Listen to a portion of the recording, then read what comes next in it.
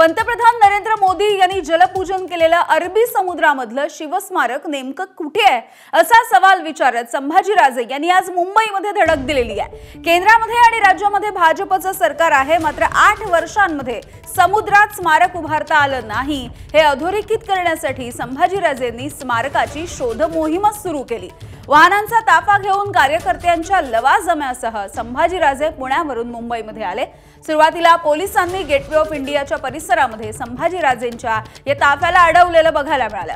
कार्यकर्त्यांची धरपकड सुद्धा पोलिसांनी सुरू केली आणि यावेळी संभाजीराजेंनी रखडलेल्या सागरी शिवस्मारकावरून सरकारवरती मात्र जोरदार हल्लाबोल केलाय।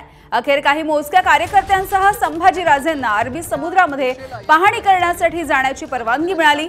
विशेष बोटीने संभाजीराजे यांनी समुद्रामध्ये जाऊन ही पाहणी केली आहे। बजेट तयार करण्यात आलं होतं।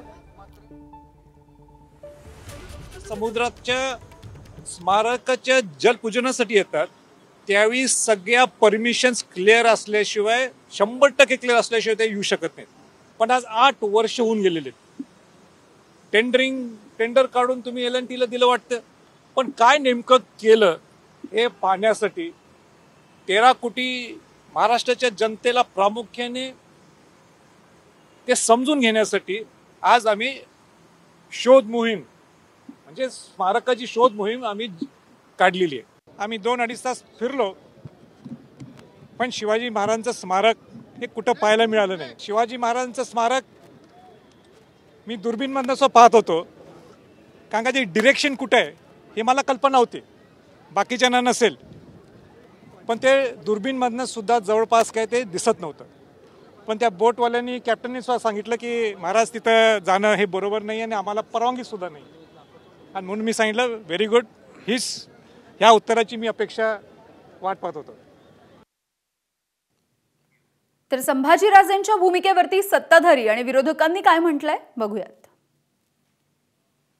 कोर्टामध्ये जाऊन स्थगिती आणणारे कोण, ते कुणाचे वकील आहेत हे पण संभाजीराजेंनी बघितलं पाहिजे।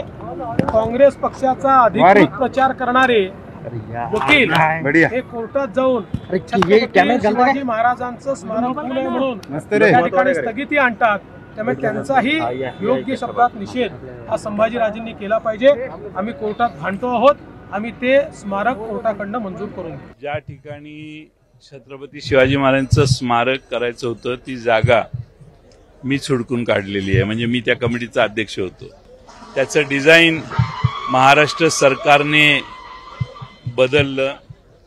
जे पूर्वी केलेलं होतं ते अतिशय उत्तम आणि टेक्निकली फिट होतं, पण ते डिझाईन बदलून सरदार पटेलांच्या पुतळ्यापेक्षा हा पुतळा लहान व्हावा अशी काम त्यावेळी सरकारने केलंय। आता आमचं सरकार आल्यावर आम्ही त्यात लक्ष घालू। ABP माझा, उघडा डोळे बघा नीट।